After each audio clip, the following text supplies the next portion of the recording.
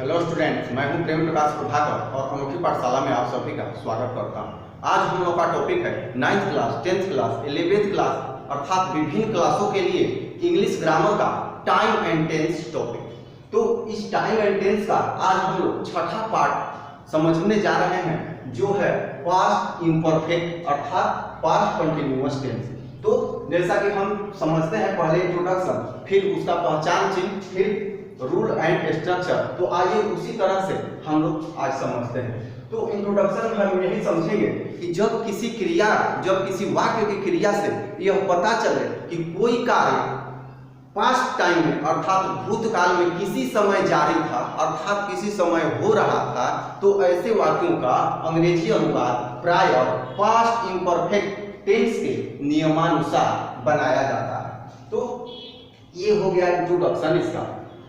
इसके आइडेंटिफिकेशन, पहचान चिन्ह है, वाक्यों के अंत में प्रायः रहा था, रहे थे, रही थी इत्यादि लगा रहता है। जैसे वे लोग पुस्तक पढ़ रहे थे, राम और श्याम विद्यालय जा रहे थे। तो इस तरह से वह खाना खा रही थी। तो ऐसे जो उदाहरण हैं वो पास्ट इम्परफेक्ट टेंस के उदाहरण हैं और इनका अनुवाद इन्हीं के बताए गए नियमों के अनुसार हो।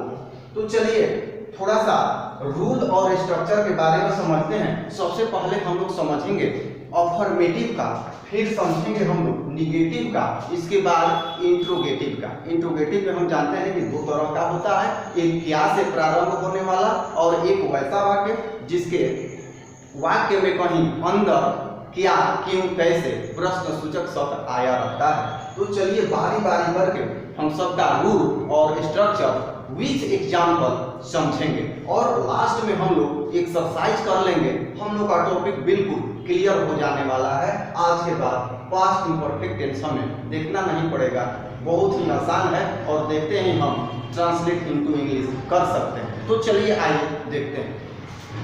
तो आइए अफर्मेटिव सेंटेंस का स्ट्रक्चर, सेंटेंस स्ट्रक्चर देखते हैं। सब्जेक्ट प्लस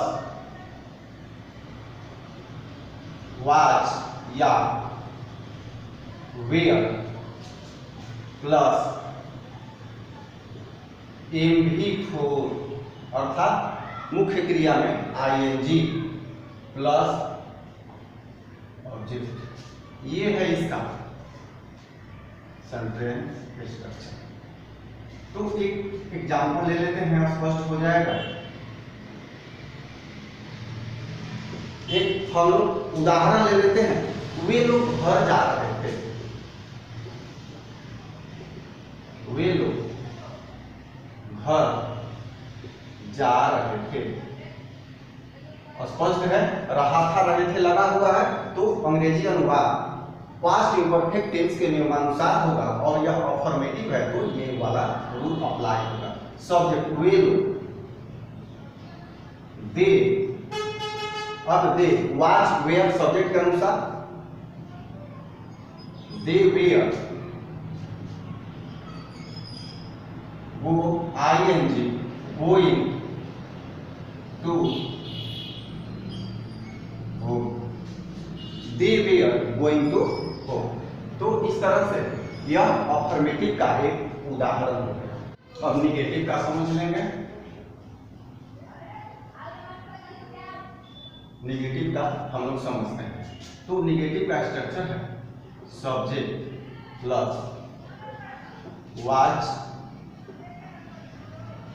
या वेयर सब्जेक्ट के अनुसार plus not plus MV4 plus object.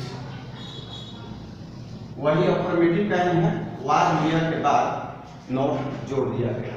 एक उदाहरण से समझ लेते हैं। एक उदाहरण हम लोग ले लेते हैं। राम और श्याम अंग्रेजी नहीं पढ़ रहे थे, राम और श्याम अंग्रेजी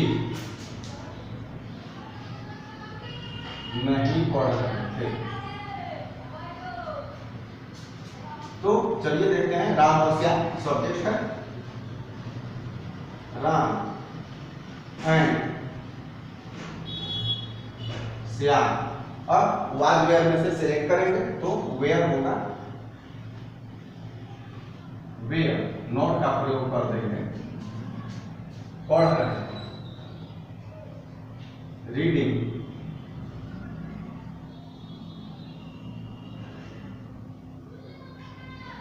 English, Ram and Shyam were not reading English.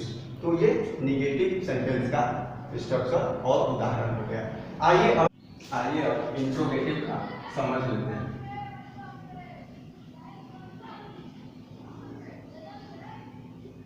Interrogative sentence का तो हम जानते हैं कि इंट्रोगेटिव में दो तरह का होता है। एक होता है क्या से प्रारंभ होने वाला, तो क्या से प्रारंभ होने वाले के लिए स्ट्रक्चर है वाज या वेयर, दोनों में से सब्जेक्ट के अनुसार, प्लस सब्जेक्ट, प्लस यदि नॉट हो तो लिखेंगे, नहीं के केस में, नहीं हो तो छोड़ देंगे, plus MV four, plus object, plus question mark अवश्य लगा है। तो ये हो गया। उदाहरण ले लेते हैं। उदाहरण हम लोग एक समझ लेते हैं। क्या वह पटना जा रहा था, क्या वह पटना जा रहा था। तो क्या से प्रारंभ है, तो यहाँ होगा वाज वेयर में से, तो वह है यहाँ वाज ही, अब नहीं है तो नॉट छोड़ देंगे, वाज ही एमवी4 going to Patna, was he going to Patna. अब इंट्रोगेटिव का दूसरा प्रकार देखते हैं, जो क्या की कैसे से प्रारंभ होता है, व्हाट, व्हाई, वेयर। तो वाक्य के बीच में कहीं प्रश्नसूचक जो शब्द होता है उसको हम पहले देते हैं, यहाँ उसका स्ट्रक्चर देख लिया जाए। Was, were, plus subject, plus negative है तो नो, नहीं है तो छोड़ देंगे, प्लस एमवी4, प्लस ऑब्जेक्ट, प्लस प्रश्नसूचक चिन्ह। ये इसका सेंटेंस स्ट्रक्चर है। उदाहरण हम लोग एक ले लेते हैं। उदाहरण एक हम लोग यहाँ पे ले लेते हैं। तुम क्यों नहीं दौड़ रहे थे, तुम क्यों नहीं दौड़ रहे थे। तो यहाँ क्यों है तो इसका सबसे पहले देंगे। आइए ट्रांसलेट करते हैं। वाई हो गया। इसके बाद वाज वेयर में से तो तुम है वेयर, यू नहीं है यहाँ तो नॉट दे देंगे, दौड़ रहे थे, रनिंग, प्रश्नसूचक का चिन्ह, ऑब्जेक्ट नहीं है तो छोड़ देंगे। Why were you not running. तो ये इसका उदाहरण हो गया। अब आइए एक्सरसाइज करते हैं और सबका मिला जुला स्वरूप बनाकर हम लोग समझते हैं। चलिए एक्सरसाइज करते हैं। पहला है सुरेश क्रिकेट खेल रहा था। तो चलिए इसका हम ट्रांसलेटिंग टू इंग्लिश करते हैं। सुरेश वाज का प्रयोग होगा playing cricket. Suresh was playing cricket. ये पहला का है। और दूसरा का हम लोग देख लेते हैं।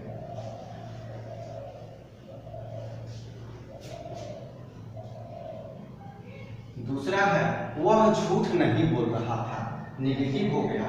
तो he was not telling a lie, he was not telling a लाई।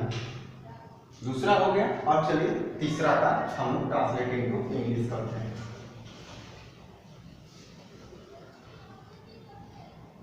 तीसरा है क्या वे लोग अपना पाठ पढ़ रहे थे, क्या से प्रारंभ होने वाला है, वे लोग है, दे होगा तो where, where they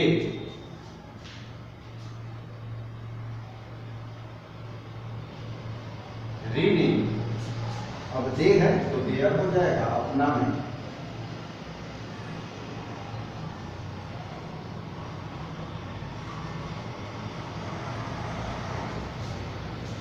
where they reading their lesson. अब चलिए चौथा कर लेते हैं।